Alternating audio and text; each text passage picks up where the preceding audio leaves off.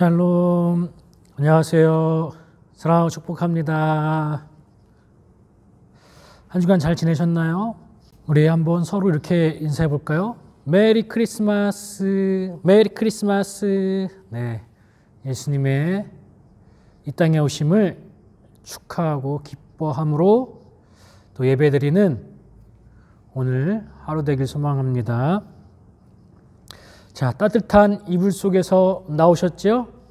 네, 옷도 단정하게 입으시고 우리 함께 마음을 하나님께로 향하고 12월 20일 주일 예배를, 중등부 예배를 하나님 앞에 드리겠습니다. 먼저 사도신경으로 우리의 신앙을 고백하겠습니다. 전능하사 천지를 만드신 하나님 아버지를 내가 믿사오며 그 외아들 우리 주 예수 그리스도를 믿사오니 이는 성령으로 잉태하사 동정녀 마리아에게 나시고 본디오 빌라도에게 고난을 받으사 십자가에 못 박혀 죽으시고 장사한 지 사흘 만에 죽은 자 가운데서 다시 살아나시며 하늘에 오르사 전능하신 하나님 우편에 앉아 계시다가 저리로서 산자와 죽은 자를 심판하러 오시리라. 성령을 믿사오며 거룩한 공회와 성도가 서로 교통하는 것과 죄를 사하여 주시는 것과 몸이 다시 사는 것과 영원히 사는 것을 믿사옵나이다. 아멘. 오늘 대표 기도는 우리 중등부 회장인 유민주 학생이 해주시겠습니다. 기도드리겠습니다. 사랑이 많으신 하나님 아버지, 코로나로 인해 오늘도 이렇게 영상으로 예배드리게 되었습니다. 어려운 상황 속에서도 이렇게 예배할 수 있게 해주심을 감사드립니다. 이 세상을 살아갈 때에 어떤 어려움 속에서도 주님만 알고 주님만 찬양하고 주님께 기도하는 우리 중고등부가 되게 해주세요. 날씨가 많이 추운 가운데 건강 잘 챙기게 해주시고 우리 모두가 각자의 위치에서 최선을 다하고 아무 탈 없이 주님만 바라보며 주님께서 계획하신 대로 살아가길 원합니다. 그리고 2020년이 얼마 남지 않았습니다. 끝까지 자신이 맡은 바 최선을 다하여 올 한 해 마무리 잘할 수 있게 주님 도와주세요. 새로 시작하는 이번 한 주도 주님 안에서 진정으로 살아가게 해주세요. 목사님 말씀 듣고 은혜 많이 받게 해주세요. 감사드리며 예수님의 이름으로 기도드렸습니다. 아멘. 이 시간은 하나님께 찬양하는 시간을 갖겠습니다. 오늘 찬양은 성탄 찬양 메들리입니다. 우리 함께 또 가사를 생각하면서 우리에게 오신 그 예수님을 깊이 생각함으로 함께 찬양하는 시간 되었으면 좋겠습니다.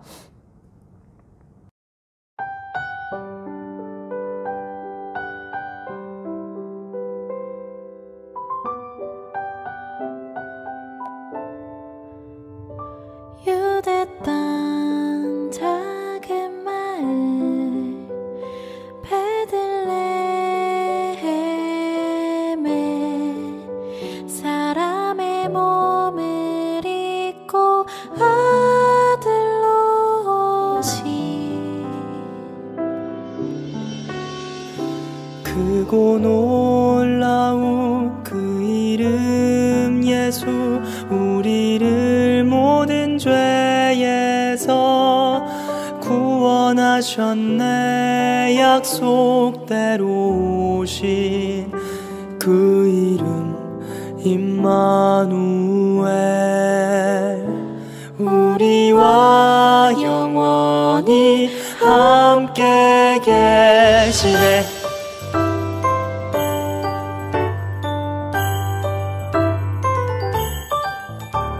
기뻐하라 베들레헴아 너는 작지 않도다. 오늘날 내게서 왕이 났도다. 하늘에는 영광이요 땅에는 평화로다. 다 나와서 주님께 경배드리자. 헤이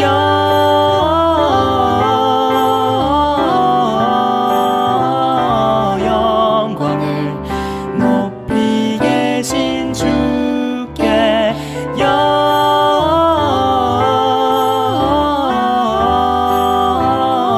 영광을 높이 계신 주님께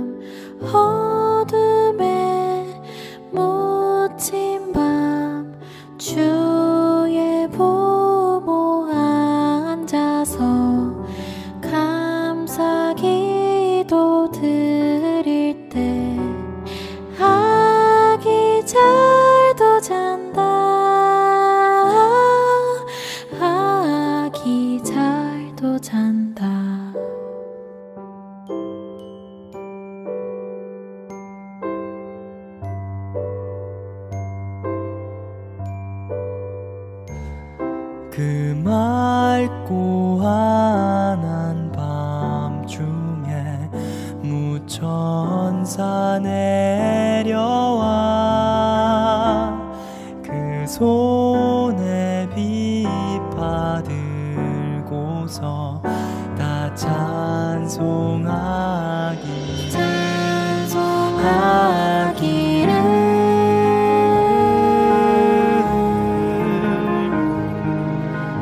이스라엘 왕이 나셨네. 노엘 노엘 노엘 노엘 이스라엘 왕이 나셨네.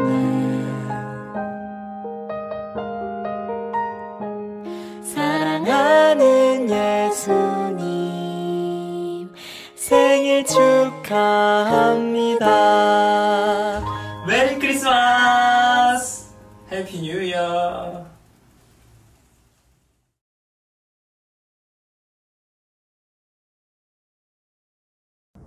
네, 우리를 구원하시기에 이 땅에 오신 예수님을 깊이 생각하고 그 예수님께 또 감사함으로 하루하루 살아가는 일주일이 되었으면 좋겠습니다. 오늘 함께 나눌 말씀은 누가복음 2장 1절에서 20절 말씀입니다. 누가복음 2장 1절에서 20절 말씀입니다. 신약성경 제 성경으로는 89쪽에 있습니다.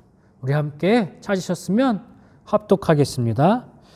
그때 가이사 아구스도가 영을 내려 천하로 다 호적하라 하였으니 이 호적은 구레뉴가 수리아 총독이 되었을 때 처음 한 것이라. 모든 사람이 호적하러 각각 고향으로 돌아가매 요셉도 다윗의 집 족속 입으로 갈릴리 나사렛 동네에서 유대를 향하여 베들레헴이라 하는 다윗의 동네로 그 약혼한 마리아와 함께 호적하러 올라가니 마리아가 이미 잉태하였더라. 거기 있을 그때 해산하는 날이 차서 첫 아들을 낳아 강보로 싸서 구유에 뉘었으니 이는 여간에 있을 곳이 없음이로라.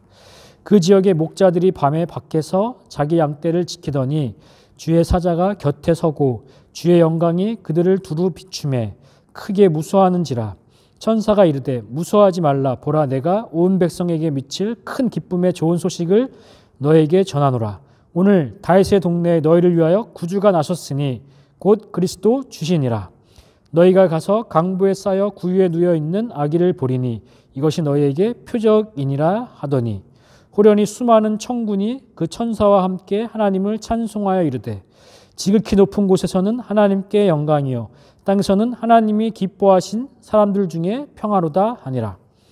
천사들이 떠나 하늘로 올라가니 목자가 서로 말하되 이제 베들레헴으로 가서 주께서 우리에게 알리신 바 이 이루어진 일을 보자 하고 빨리 가서 마리아와 요셉과 구유에 누인 아기를 찾아서 보고 천사가 자기들에게 이 아기에 대하여 말한 것을 전하니 듣는 자가 다 목자들이 그들에게 말한 것들을 놀랍게 여기되 마리아는 이 모든 말을 마음에 새기어 생각하니라. 목자들은 자기들에게 이르던 바와 같이 듣고 본 그 모든 것을 인하여 하나님께 영광을 돌리고 찬송하며 돌아가니라. 아멘. 오늘은 성탄절, 다시 오실 예수님을 기다리며 라는 제목으로 함께 말씀을 나누려고 합니다. 오늘 본문을 통해서 성탄절의 의미를 다시 한번 생각해보고 또 참된 성탄절을 우리가 이제 일주일 정도 남았는데요. 일주일도 안 남았네요. 그렇죠? 25일이 성탄절이니까 참된 성탄절을 맞이하는 시간 되기를 간절히 바랍니다. 어느 인터넷 사이트에는 올해 크리스마스에 받고 싶은 선물은 이라는 제목으로 설문을 하였습니다. 1위가 무엇이었을까요? 물론 이게 사이트마다 다르고 또 연도도 다른데요. 제가 가지고 있는 자료에 의하면 1위는 가방이나 구두였습니다. 그리고 2위는 장갑이나 목도리 같은 겨울용품, 3위는 목걸이나 반지 등의 주얼리였습니다. 4위는 코트를 포함한 옷이고요. 5위는 로또나 용돈 같은 현금 종류. 우리 현금 좋아하잖아요. 6위는 애인 소개, 7위는 스마트폰, 8위는 상품권, 9위는 손목시계, 10위는 지갑이었다고 합니다. 혹시 여러분들도 이번 크리스마스에 꼭 받고 싶은 선물이 있나요? 네, 있다면 받게 되길 소망합니다. 해마다 크리스마스가 되면 거리마다 캐롤이 울려 퍼지고요. 사람들은 축제 분위기에 들떠서 보냅니다. 왜 그런지 아시나요? 크리스마스에는 따뜻한 가족 영화, 그리고 빨간 양말 속에 든 선물. 우리 유치동부 아이들, 유치부 아이들은 그런 선물을 기대할 겁니다. 그리고 종소리, 화이트 크리스마스, 캐롤, 거리를 지나가는 남녀, 친구들, 연인, 성탄 트리, 촛불, 코앞으로 다가온 크리스마스 때만 되면 이렇게 공통적으로 떠오르는 것들이죠. 선물을 주고받으며 아끼는 사람들과 따뜻한 시간을 보낼 생각을 하다 보면 어느덧 아이나 어른이나 할 것 없이 괜히 마음이 들뜨기 마련입니다. 몇 년 겪는 일이라 익숙해질 만도 하지만 매번 어김없이 이러한 마음이 가라앉지 않는 이유는 반복적인 경험과 행동 패턴이 우리 뇌에 각인되어 있기 때문이라고 말을 합니다. 이것이 어떤 현상이냐면 이러한 뇌의 패턴을 스키마 현상이라고 합니다. 고려대 심리학과 어떤 교수님은 이렇게 말했습니다. 사람의 뇌는 특정한 경험과 함께한 이벤트를 하나로 묶어 기억한다라고 말했습니다. 그래서 어려서부터 겪은 크리스마스, 성탄절 경험이 비슷한 시기만 되면 자연스럽게 이렇게 떠오르게 되는 것이죠. 이와 반대로 크리스마스 증후군이라는 말도 있습니다. 이것은 어떤 걸까요? 한 소셜 데이팅 업체가 20대 이상 미혼 남녀를 대상으로 조사를 했습니다. 그래서 크리스마스를 앞둔 기분 변화에 대해서 조사를 했어요. 그런데 무려 55.4%나 부정적인 기분, 화를 느낀다고 대답했다고 합니다. 부정적인 기분, 화 중에는 유난히 외롭고 의기소침하다가 27.4%로 가장 높은 비율을 차지했다고 해요. 이처럼 연말 연시에 따뜻한 분위기를 느끼지 못해 느끼는 이 상대적 박탈감을 일컬어 누리꾼들은 크리스마스 증후군이라고 부르고 있습니다. 이와 관련해서 어떤 학자는 이렇게 말을 합니다. 사람들은 크리스마스에 대해 좋은 이미지와 환상을 갖고 있습니다. 그렇죠? 아까 얘기했죠? 우리가 반복적으로 경험했던 그런 크리스마스에 대한 기억이 있기 때문에 이렇게 좋은 이미지와 환상을 갖는데 이게 나에게 다가올 때 막상 현실이 그렇지 않으면 어떤 감정을 느끼냐면 그 우울감을 느낀다는 것이죠. 상대적 박탈감을 느낀다는 것이죠. 그래서 우울함에 빠지고요. 그리고 즐거움과 기쁨을 기대하는 것보다는 화가 나는 겁니다. 화가. 이 크리스마스 증후군이 심각하다고 느끼는 그러니까 어떤 학자가 그거에 대한 해결책을 제시했어요. 하나죠. 해결책 중에 하나인데 자신만의 크리스마스 계획을 세우는 것이 가장 좋은 방법이라고 소개하고 있습니다. 어떻게? 취미 활동이나 자기 발전 계획을 세워서 자신에게 선물하는 특별한 시간으로 만들면 크리스마스 증후군을 충분히 극복할 수 있다고 말을 합니다. 오늘날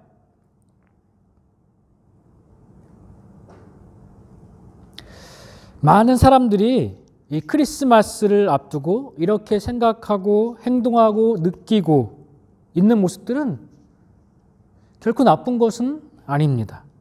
서로 선물을 나누려고 하고 또 트리를 만들고 성탄 트리를 만들고요. 또 영화를 보고 또 눈이 오는 크리스마스를 기대하고 사랑하는 사람과 함께 하는 시간들, 그리고 또 좋은 분위기 있는 곳에서 식사를 하는 것, 그것들 등등 그런 것들은 뭐 좋은 것이죠. 할 수만 있다면 하셔도 됩니다. 그러나 성경이 말하고 있는, 오늘 본문을 통해서 우리가 성경이 말하고 있는 진정한 크리스마스의 모습이 어떠한 모습이어야 하는지 우리 다시 한번 되새기고 살펴봤으면 합니다. 그러니까 주객, 다시 말하면 주인이 손님처럼 행동하고 손님이 주인처럼 행동하는 것은 지양해야 합니다. 그러니까 이 주객이 전도되면 안 되는 것이죠. 이것을 알 때 크리스마스에 다른 사람들이 느끼는 기쁨과 즐거움을 느끼지 못해 일어나는 상대적인 박탈감으로 찾아오는 우울한 마음은 떠나게 될 것이고요. 또 무엇 때문에 내가 크리스마스에 설레고 기뻐해야 하는지 참된 진정한 의미의 성탄의 기쁨과 즐거움을 알 수 있게 될 줄 믿습니다. 오늘 누가복음의 말씀은 하나님의 아들이신 예수님께서 인간의 몸을 입고 이 땅에 오신 크리스마스의 참된 의미를 알려주고 있습니다. 그것을 함께 나누려고 합니다. 첫 번째, 예수님은 죄인인 우리를 구원하시고 섬기기 위해서 오셨다는 사실을 다시금 기억해야 될 줄 믿습니다. 오늘 본문 11절은 이렇게 얘기하고 있습니다. 오늘 다윗의 동네에 너희를 위하여 구주가 나셨으니 곧 그리스도 주시니라. 예수님께서 이 땅에 오시지 않으셨다면 우리의 삶의 모습은 어떠할까요? 아직도 하나님과 원수 관계에 있을 것입니다. 그리고 심판받아 마땅한 저주에 처해 있을 것입니다. 벌벌벌 떠는 모습으로 있어야 될 것입니다. 그렇지만 예수께서 이 땅에 오셨습니다. 죄와 사망으로부터 우리를 구원하시기 위해 오셨죠. 그리고 우리에게 참된 영생을 주시기 위해 이 땅에 오셨죠. 그래서 우리가 구원을 받고 또 천국을 소망하며 영원한 생명을 누리며 살아가고 있습니다. 더 나아가 하나님이신 예수님은 유대 땅의 베들레헴이라는 작은 마을에 있는 여간의 냄새나는 마구간에서 태어나셨습니다. 이 베들레헴은 예루살렘 남쪽 한 약 8km 정도 떨어진 곳에 위치해 있습니다. 그리고 이 베들레헴은 미가서 5장 2절에서 메시아가 출생할 것이라고 예언된 장소이기도 합니다. 그러니까 다시 말하면 구약에 예언했던 메시아 출생 장소가 바로 베들레헴이라는 것을, 그러니까 다시 말하면 약속이 성취됐다는 것들을 강조하고 있는 것입니다. 이 베들레헴은 떡집이라는 의미를 가지고 있습니다. 다시 말하면 예수님께서 생명의 떡으로 오셨다는 것을 다시금 알려주기도 합니다. 하늘의 영광과 존귀와 권능을 내려놓으시고 낮고 낮은 인간의 몸으로 예수님은 이 땅에 오셨습니다. 예수님이 태어나셨던 그날은 오늘날의 크리스마스처럼 화려하거나 시끌벅적하거나 하지 않았습니다. 도리어 너무나 초라하고 조용하였다는 것을 아십니까? 왜 하나님의 아들이신 그분께서 일반 사람들보다 훨씬 못한, 낮고 천한, 그리고 그것도 냄새나는 이 마구간에서 태어나야 했었을까요? 그것은 예수님께서 이 땅에 오신 목적을 잘 보여주고 있습니다. 예수께서 가장 낮은 자리에 오심으로 죄인인 우리를 구원하시고 섬기기 위해 오셨음을 보여주고 있습니다. 예수님의 탄생을 통해서 우리의 눈높이를 맞추기 원하시는 하나님의 사랑을 우리는 깨닫게 됩니다. 이것이 바로 공감입니다. 하나님이신 예수님이 그 하늘 보좌를 버리시고 낮고 낮은, 그것도 가장 낮은 냄새나는 마구간에 가축들이 먹는 여물통입니다. 다시 말하면 먹이통이에요. 그 먹이통 위에 누워 계신 것이죠. 이것은 하나님의 아들이신 예수께서 인간의 몸을 입고 가장 낮은 자리에 자의 모습으로 오셨다는 것은 우리의 연약함을 직접 체험하시고 도울 수 있음을 의미하기도 합니다. 히브리서 4장 15절에는 이렇게 말씀하고 있습니다. 우리 한번 히브리서 4장 15절을 함께 읽어보겠습니다. 우리에게 있는 대제사장은 우리의 연약함을 동정하지 못하실 리가 아니요 모든 일에 우리와 똑같이 시험을 받으신 이로되 죄는 없으시니라. 아멘. 만약에 예수님이 이 땅에 오셨을 때 인성이신 사람의 모습이 아닌 신성이신 하나님에 대한 모습만 보여주셨다면 인간들의 입장에서 봤을 때 그 예수님이 어떻게 보였을까요? 그 예수님에 대한 친근함, 좀 가까이 있는 분같이 느낄 수 있었을까요? 결코 아닙니다. 예수님에 대해서 낯설고 거리가 느껴지고 우리와는 전혀 다른 신임을 더욱 뼈저리게 느꼈을 것입니다. 그렇다면 인간의 입장에서는 어떻게 생각할 수 있을까요? 예수님은 신이시니까, 예수님은 신이신데 어떻게 인간의 삶도 모르면서 인간의 마음을 어떻게 알 수 있을까라고 생각하지 않을까요? 우리와 같은 경험도 안 해봤으면서 라고 말을 했을 것입니다. 내 상황과 여건과 환경과 내가 느끼는 감정과 그것들을 느껴보지 않았는데 어떻게 나를 이해할 수가 있어? 나의 아픔을 치유할 수가 있어? 어떻게 나를 구원할 수가 있어? 라고 반문할 것입니다. 그러면서 예수님을 내 마음건대 모시는 것이 아니라 이렇게 밀쳐냈을 것이에요. 왜냐하면 나는 너무 동떨어진 분이야. 나하고 너무 격이 다른 분이야. 라고 하면서 멀리 이렇게 밀쳐냈을 것이에요. 그러나 우리 예수님은 인간이 경험한 그 모든 상황과 감정과 여건을 다 경험하신 분이시죠. 더 나아가 우리가 느끼는 감정과 상황과 여건 이상의 모든 상황들 가운데서 처했던 분이 예수님입니다. 비난, 침뱉음, 주먹으로 맞는 것, 모욕, 그리고 배신, 또 뭐가 있을까요? 제자들이 다 떠났습니다. 그렇죠? 버림받음, 그리고 죽음까지 예수님은 다 경험하셨습니다. 그러하기에 오늘 히브리서 말씀처럼 우리를 이해하지 못하는 분이 결코 아니라는 것이죠. 우리의 상황과 여건과 감정을 다 이해하시는 분이 바로 예수님이라는 거예요.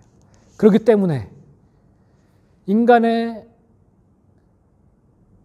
상황과 경험과 감정을 다 이해할 수 있는 분이 예수님이라는 것이죠. 그래서 우리가 예수님에 대해서 친근감을 가지고 다가갈 수 있는 것이고요.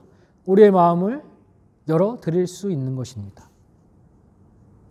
왜냐하면 역지사지, 원자성어 있잖아요. 역지사지. 그 사람의 입장에 처해봤기 때문에 그 사람의 마음을 아는 것이죠. 예수님이 그랬잖아요. 예수님이 우리 마음을 아십니다. 이해하십니다. 그렇기 때문에 우리의 모든 상황과 여건과 환경 가운데서 우리를 구원할 수 있는 것이죠. 여러분 중에 마음이 아프고 또 힘들고 어려운 문제로 고민하고 있는 친구가 있습니까? 예수님은 우리와 똑같은 인간이셨기에 우리를 가장 잘 이해하시고 도울 수 있는 분이십니다. 예수님은 먼 하늘에 계시고 우리에게 전혀 개입을 하지 않는 멀리 떨어져 계신 분이 결코 아닙니다. 우리 삶에 늘 가까이 계신 분이 예수님이십니다. 지금은 예수의 영인 성령 하나님으로 우리와 함께 해주고 계십니다. 그렇죠? 그 예수님께 우리의 마음을 터 놓으시길 바랍니다. 그러면 여러분의 마음이 평안해질 것이고요. 여러분의 아픈 마음이 치유될 것입니다.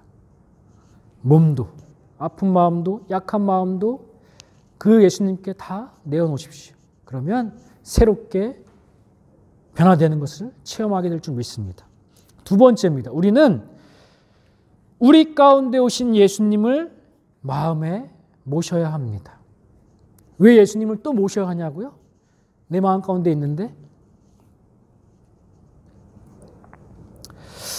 예수님께서 초라하고 냄새나는 마구간의 가축의 먹이를 주는 그 여물통, 먹이통에 누워야 했는지 오늘 본문 7절은 우리에게 말해줍니다. 이는 여간에 있을 곳이 없음이로라. 이것은 여간이 꽉 찼기 때문에 어쩔 수 없었던 당시의 상황에 대한 단순한 설명만을 의미하는 것이 결코 아닙니다. 우리를 섬기고 우리를 구원하시고 우리에게 영생을 주시기에 오신 예수님에 대한 이 세상 사람들에 대한 잘못된 태도를 아주 여실히 분명하게 보여주고 있는 것입니다. 다시 말하면 사람들의 마음속에 예수님보다 더 중요한 것들이 가득 차 있었기 때문에 예수님께서 계실 마음에 빈 방이 없었다는 것입니다. 이러한 사실 때문에 이런 사실에 대해서 요한복음 1장 11절에서는 이렇게 말해주고 있습니다. 자기 땅에 오매 자기 백성이 영접하지 아니하였으나. 오늘날 예수님의 탄생을 기념하고 기뻐하는 크리스마스에도 예수님께서 계실 빈 방이 없는 것 같습니다. 여전히 사람들의 관심은 예수님이 아니라 자신들의 즐거움과 욕구를 채우는 데 급급한 것 같습니다. 본래 크리스마스인 성탄절은 인간의 몸을 입고 오신 예수님을 또 기뻐하며 그 예수님께 감사하며 내 마음에 다시금 예수님을 귀하게 모시며 그 예수님이 누구인지를 아직도 알지 못하는 자들에게 전하고 선포하는 날입니다. 예수님이 내 안에 온전히 거하시도록 내 마음에 예수님이 아닌 헛된 욕심과 자아를 깨끗이 비우는 것이 진정한 크리스마스를 준비하는 모습인 것입니다. 마지막으로 우리는 성탄절을 어떻게 보내야 참된 의미의 성탄절을 맞이하고 보내는 것인지를 본문을 통해 살펴보겠습니다. 세 번째, 예수님을 다시금 영접하고 하나님께 감사, 찬양과 영광을 돌려야 한다는 것입니다. 예수님께서 탄생하신 것에 대해 온 세상이 몰랐습니다. 당시에. 그렇죠? 그런데 밤중에 양을 치던 목자들은 천사들을 통해 그 사실을 알게 되었습니다. 목자들은 베들레헴으로 달려가서 구유에 계신 아기 예수님을 찾게 됩니다. 그리고 찾은 후에 하나님께 영광과 찬송을 돌렸습니다. 16절, 본문에 16절 이렇게 말합니다. 빨리 가서 마리아와 요셉과 구유에 누인 아기를 찾아서. 여기서 아기를 찾아서라는 말의 의미는 한 번에 단번에 예수님께서 누이신 구유를 찾았다는 것이 결코 아닙니다. 이 집 저 집 목자들은 찾아 헤맸다는 겁니다. 그렇게 해서 결국은 예수님이 계신 바로 그 구유를 찾아냈다는 것입니다. 이러한 목자들의 태도를 통해 우리는 인간의 몸을 입고 오신 예수님에 대한 참된 자세를 배우게 됩니다. 그것은 크리스마스의 주인 되시는 예수님께 나아가 그분을 다시 영접해야 하는 것입니다. 우리에게 예수님을 보내주신 하나님께 영광을 돌리며 또 찬양해야 하는 것입니다. 올해 크리스마스를 기다리는 이 세상을 보면 코로나19로 인해서 거리도 조용하고요. 크리스마스 트리도 별로 보이는 것 같지가 않아요. 그럼에도 불구하고 크리스마스에 예수님이 없는 것 같아서 참으로 안타깝습니다. 크리스마스 카드에도, 크리스마스 파티나 캐롤에도 주인공이신, 성탄절의 주인공이신 예수님을 만날 수 없는 것 같습니다. 진정한 크리스마스를 보내고 싶으신가요? 그렇다면 예수님을 다시 한번 찾아서 예수님을 내 마음껏 다시 모시고 예수님을 내 인생의 주인으로, 내 인생의 구원자로 다시금 영접하시고 또 그분을 보내주신 하나님께 감사와 찬양과 영광과 존귀를 돌려드리는 성탄절이 되시기를 간절히 소망합니다. 크리스마스에 꼭 함께 보내야 할 분, 그분은 다름 아닌 예수님이십니다. 크리스마스에 꼭 받아야 하는 선물, 다른 것도 많지만 꼭 받아야 할 선물은 바로 예수 그리스도이십니다. 크리스마스에 보고 싶은 공연은 하나님을 높이고 찬양하는 것이어야 합니다. 크리스마스에 꼭 가고 싶은 장소가 있다면 다른 곳도 있겠지만 하나님을 만나는 예배 자리여야 됨을 믿습니다. 우리가 비대면 예배를 드립니다. 그렇죠? 예배의 자리에 그 예수님을 모시는 저와 여러분 되었으면 좋겠습니다. 기도하겠습니다. 이 땅에 아들이신 예수님을 보내주신 하나님 참 감사합니다. 그리고 우리를 구원하시기에 낮고 낮은 말구에 누이신 주님, 사람이 경험하는 모든 상황과 감정을 다 경험하시고 십자가에 죽으시고 부활하신 주님 참 감사합니다. 크리스마스의 주인공이신 예수님을 다시금 마음에 모시게 하시고 예수님께 감사하며 기뻐하며 찬양하게 하시며 구원자이신 예수님의 오심을 전하며 다시 오실 예수님을 기다리는 우리가 되게 하옵소서. 한 주간도 부장님과 선생님과 친구들의 건강과 가정과 일터와 학교를 지켜주시고 은혜로 채워주옵소서. 예수님의 이름으로 기도합니다. 아멘. 강구하고 축도를 마칠게요. 성탄절인 25일은 중고등부 예배가 따로 없습니다. 그러니까 성탄절은 온 성도가 함께 예배드리는 날입니다. 예배는 11시예요. 비대면 예배이기 때문에 온라인으로 예배를 드리시면 됩니다. 장의제일교회 유튜브 주소가 여러분 카톡에, 단체 카톡에 카톡으로 제가 보낼 것입니다. 그러면 그 주소를 클릭해서 들어오면 함께 장의제일교회 담임 목사님이 또 말씀하시는 또 말씀도 듣게 될 거고요. 또한 칸타타도 준비되어 있습니다. 칸타타도 함께 또 보면서 함께 하나님을 찬양하는 시간 됐으면 좋겠습니다. 우리 축도로 예배 마치겠습니다. 이제는 예수 그리스도의 은혜와 하나님의 크신 사랑하심과 성령님의 감화 감동 역사 교통하심이 성탄절을 기다리며 준비하는 모든 친구들과 선생님들 가운데 이 나라와 각 가정과 일터 가운데 이제로부터 영원토록 함께 있을지어다. 아멘. 우리 다음 주에 또 건강한 모습으로 만나길 소망해요. 한 주간 건강하세요. 안녕. 많이 보고 싶을 거예요.